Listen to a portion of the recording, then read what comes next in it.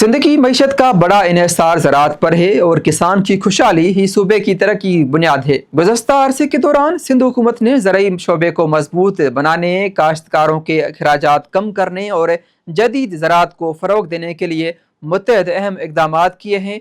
आइए उन पर एक नज़र डालते हैं। छोटे काश्तकारों की माली मावनत के लिए बेनज़ीर हारी कार्ड मुतारफ़ कराया गया, जिसके तहत खाद की खरीदारी के लिए बराह रास्त माली इमदाद फराम की गई। इस प्रोग्राम के तहत 3 लाख से जायद हारी कार्ड जारी किए गए।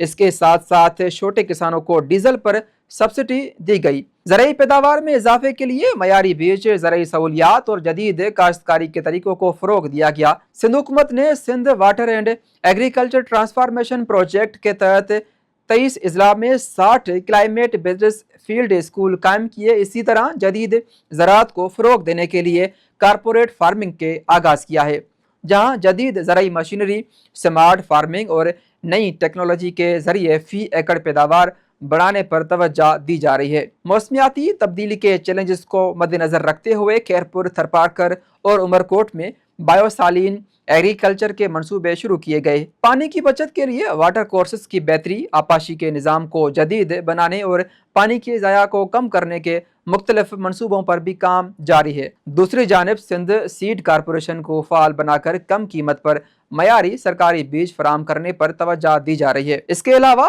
ज़राई ज़मीनों की जियो मैपिंग और GPS सर्वे के ज़रिए सब्सिडी और दीगर सहूलियात की तकसीम को मज़ीद शफाफ और मौसर बनाने के लिए डिजिटल निज़ाम भी मुतारफ़ कराया गया है। ये तमाम इक़दाम जदीद, पायदार और किसान दोस्त ज़राअत की जानिब एक अहम पेशरफ्त समझे जा रहे हैं। अगर ये मंसूबे इसी रफ्तार से जारी रहे तो न सिर्फ ज़राई पैदावार में मज़ीद इजाफा मुमकिन होगा, बल्कि सिंध के लाखों काश्तकारों की मुआशी हालात में भी नुमायाँ बेहतरी आएगी।